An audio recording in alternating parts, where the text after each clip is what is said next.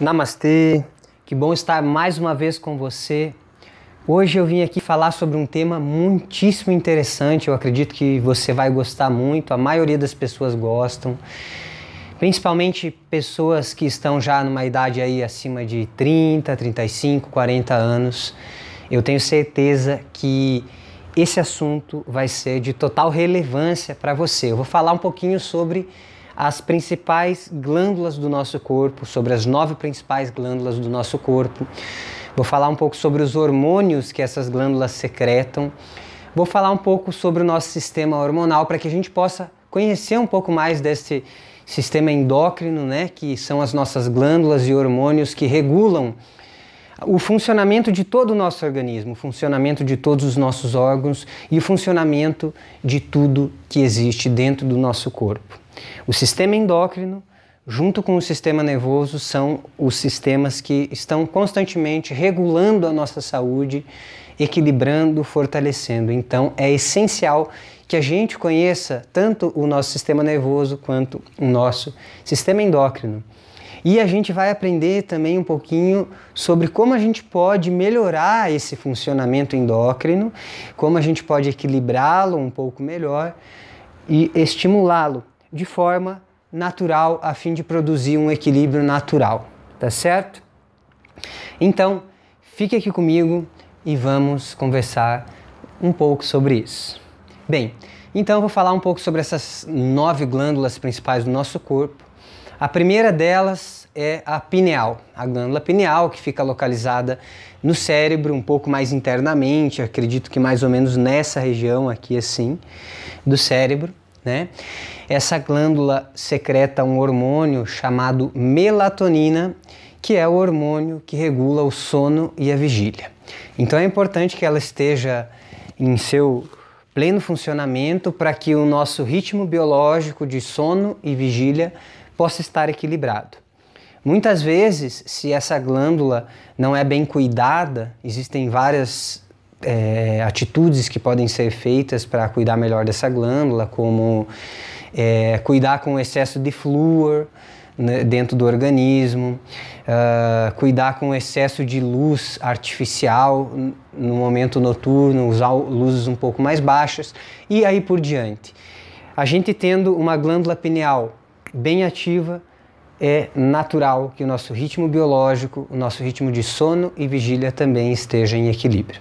Se houver um desequilíbrio nessa glândula, pode ser que ocorra um desequilíbrio também no ritmo biológico.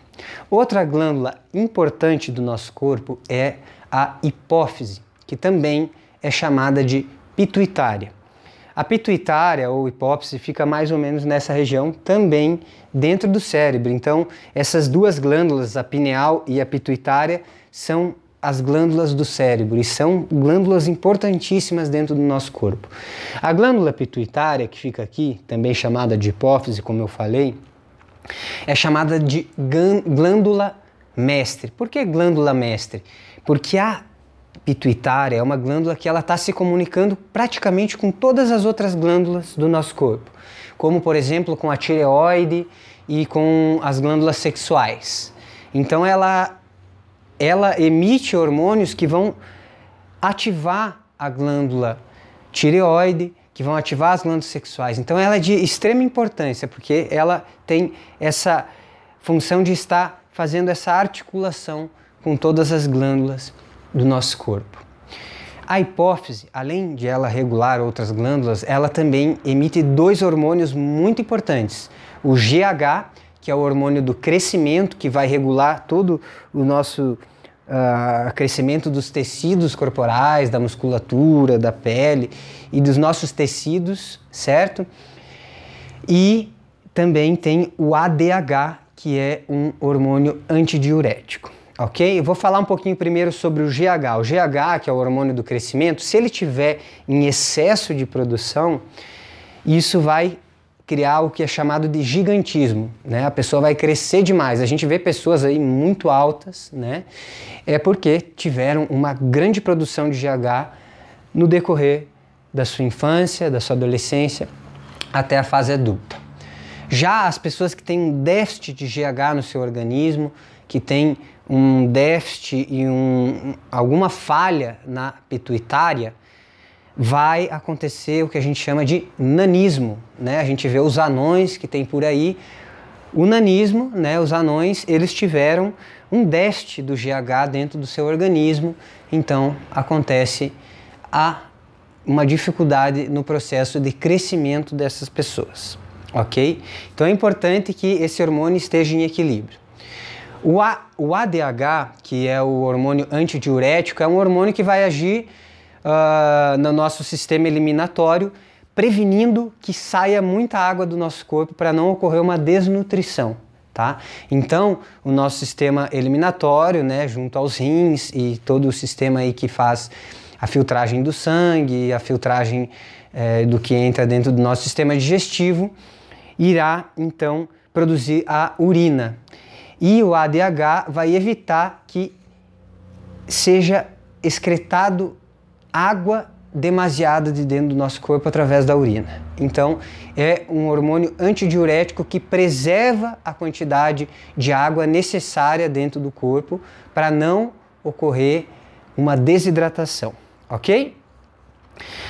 Outra glândula importante é a glândula tireoide, que fica aqui na região do pescoço, né, a nossa borboletinha, e a paratireoide, duas glândulas importantes. A tireoide fica na frente e atrás da tireoide tem 4 outras glândulas pequenininhas chamadas de paratireoide.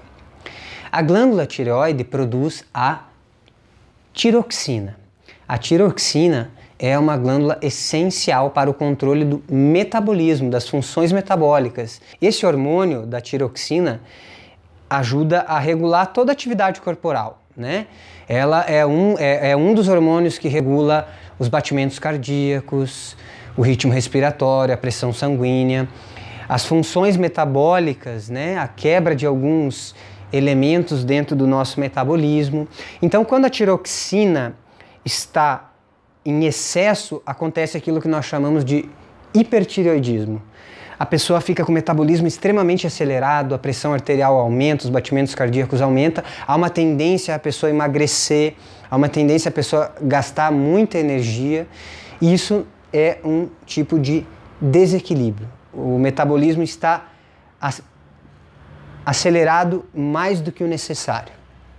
Pode desencadear vários outros tipos de doenças a partir disso.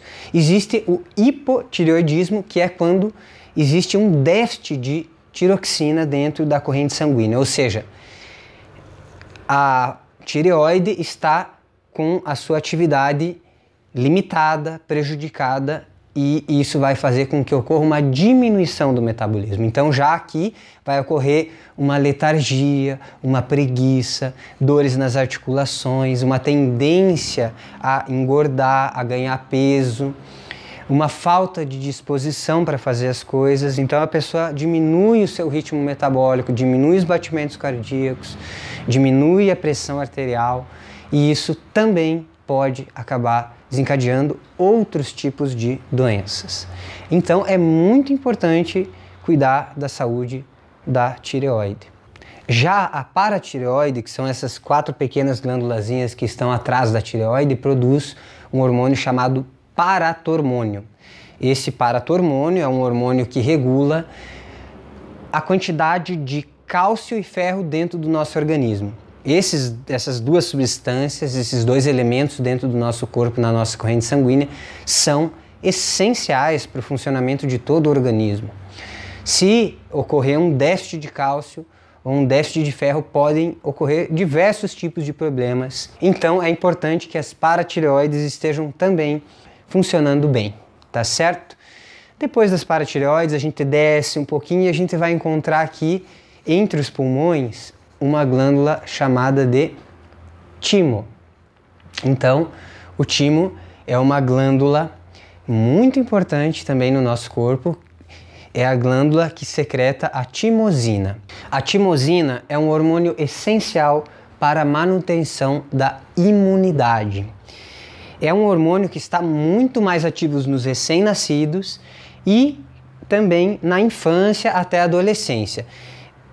Com o passar do tempo, ele vai se tornando cada vez menos presente na nossa corrente sanguínea. Então, a glândula do timo ela vai se contraindo, diminuindo o seu tamanho, e a timosina vai sendo cada vez menos presente no nosso corpo, ou seja, vai cada vez tendo uma quantidade menor desse hormônio no nosso corpo, porque quando a criança é recém-nascida, a necessidade de proteção da imunidade é muito maior. À medida que o nosso organismo vai se fortalecendo, a timosina vai se tornando menos necessária, porque existem outros fatores e outros tipos de anticorpos que começam a agir no nosso corpo, fortalecendo e contribuindo também para a imunidade. Tá certo? Depois da timosina, nós temos o pâncreas. O pâncreas é também um órgão muito importante que produz, três tipos de hormônios. Nós temos lá a insulina, o glucagon e o suco pancreático. Então, o pâncreas, ele produz a insulina que vai agir sobre... Então, a insulina, que é um dos principais hormônios secretados pelo pâncreas, é o hormônio que regula a entrada da glicose dentro das nossas células. E essa glicose dentro das nossas células é o que vai produzir energia. Energia para se movimentar, para trabalhar e para fazer qualquer coisa na vida. Sem a glicose dentro das nossas células, a gente não tem energia para fazer as coisas. Então, a insulina é de extrema importância. E quando acontece do pâncreas da pessoa não produzir insulina, isso é chamado de diabetes. Então a pessoa vai ter que repor esse hormônio de forma sintética, para que ela possa ter essa regulação da entrada da glicose dentro da célula. O glucagon, que é outro hormônio secretado pelo pâncreas, é um hormônio que age quando há um déficit de glicose na corrente sanguínea. Muitas vezes, se a insulina não está sendo suficiente, o glucagon ele entra em ação para quebrar o glicogênio dentro do fígado, certo? Então, o nosso fígado ele acumula a glicose em forma de glicogênio, e quando o nosso corpo precisa de uma energia extra, é o glucagon que vai entrar em ação para fazer a quebra do glicogênio que está dentro do fígado e jogar a glicose para dentro da corrente sanguínea. Além desses dois hormônios, existe o suco pancreático, que desce para o nosso sistema digestivo e que ajuda a produzir então a nossa digestão. Tá certo? Então esses são os três hormônios produzidos pelo pâncreas. Depois vem as suprarrenais, que são glândulas muito importantes para o nosso corpo, que ficam sobre os nossos rins. E um dos principais hormônios que as suprarrenais secretam é a tal da adrenalina. Então a adrenalina é essencial num momento de sobrevivência, por exemplo, quando estamos correndo perigo, alguém vem nos assaltar na rua, alguém vem querer fazer algo contra nós. O que acontece? O nosso sistema de lutar ou fugir entra em ação, o sistema de alerta. Pá! Então, quando acontece esse alerta, as suprarrenais começam a liberar adrenalina na corrente sanguínea, que vai produzir um aumento do batimento cardíaco, vai tirar um pouco de energia das células e levar mais energia para os músculos, para que a gente possa ter energia para se movimentar. As pupilas se dilatam e daí por diante o nosso corpo começa a ficar preparado para a ação. Certo? Existem outros hormônios também secretados pelas suprarrenais, mas este é o mais importante. Depois a gente vai descer um pouquinho, então nas mulheres nós vamos encontrar os ovários, que são glândulas extremamente importantes para a regulação de todo o metabolismo, e o organismo feminino. Então aí nós temos a produção da progesterona e do estrogênio. O estrogênio é o hormônio que regula o desenvolvimento das características femininas, como o crescimento dos seios, como a produção de todas as características do corpo feminino, ajuda a regular também um pouco o ciclo menstrual, E o progesterona também é um hormônio que age muito no período da menstruação e prepara, né, o útero da mulher então para receber a ovulação, certo? Então, esses dois hormônios são muito importantes no ciclo menstrual e em todo o metabolismo feminino. E nos homens nós temos os testículos, que são as gônadas, as glândulas sexuais masculinas, que produzem testosterona, que é o que faz com que se produza as características masculinas no corpo do homem, como o engrossamento da voz, o nascimento de mais pelos e daí por diante. Tá certo? Então, essas são as 9 principais glândulas do nosso corpo. Eu espero que eu tenha contribuído para o seu conhecimento, que você entenda um pouco melhor sobre o seu sistema endócrino. E agora eu vou falar um pouco sobre como nós podemos estimular naturalmente essas glândulas. Bom, uma das formas de nós estimularmos naturalmente essas glândulas são as atividades físicas. Uma corrida, uma caminhada, um treino de musculação, um treino de qualquer outro esporte. Vai fazer com que as glândulas fiquem mais ativas. Algumas mais, outras menos. Mas a atividade física naturalmente produz um equilíbrio hormonal. Logicamente que nós sabemos que existe alguns casos que a glândula entra em um colapso ou realmente fica doente de alguma forma que vai precisar de uma suplementação hormonal sintética. Aí é caso de médico, é preciso consultar um endocrinologista para resolver esse problema. Mas se o problema não é tão sério, é um desequilíbrio por falta de movimentação ou por uma alimentação inadequada, enfim, ou por algum outro motivo, é possível fortalecer e equilibrar o nosso sistema endócrino com atividade física. Outra forma é com a prática do yoga. Então, o yoga age diretamente sobre as glândulas. Existem posturas que vão agir especificamente sobre a tireoide. Existem posturas que vão agir especificamente sobre a glândula do timo. Existem posturas e exercícios que vão agir especificamente sobre as suprarrenais.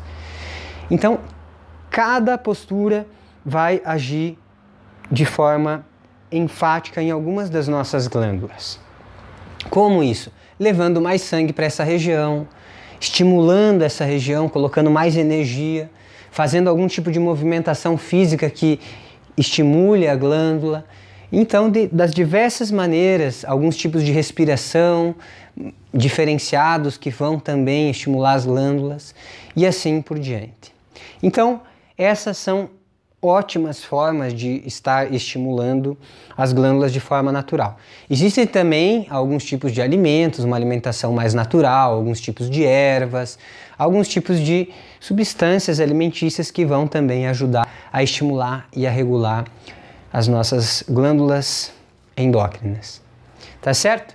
Essas são apenas algumas dicas aí para que a gente possa então conhecer um pouco mais sobre os nossos hormônios, que são incríveis, né? Que são maravilhosos, e quando o nosso sistema hormonal está mais ativo, a gente sente a saúde melhor, a gente se sente melhor com o nosso organismo, né? Existem muitos hormônios que são os hormônios do bem-estar, por exemplo, que eu nem falei aqui, como endorfina, serotonina e outros hormônios tão importantes para o nosso bem-estar e qualidade de vida. Então, tudo isso pode ser melhorado com a prática do yoga, da atividade física e com uma boa alimentação. Espero que eu tenha contribuído e na quarta-feira a gente terá uma prática para estimular, fortalecer e equilibrar o nosso sistema hormonal. Eu espero por você, venha participar. Namastê, muito obrigado pela sua presença e até a próxima.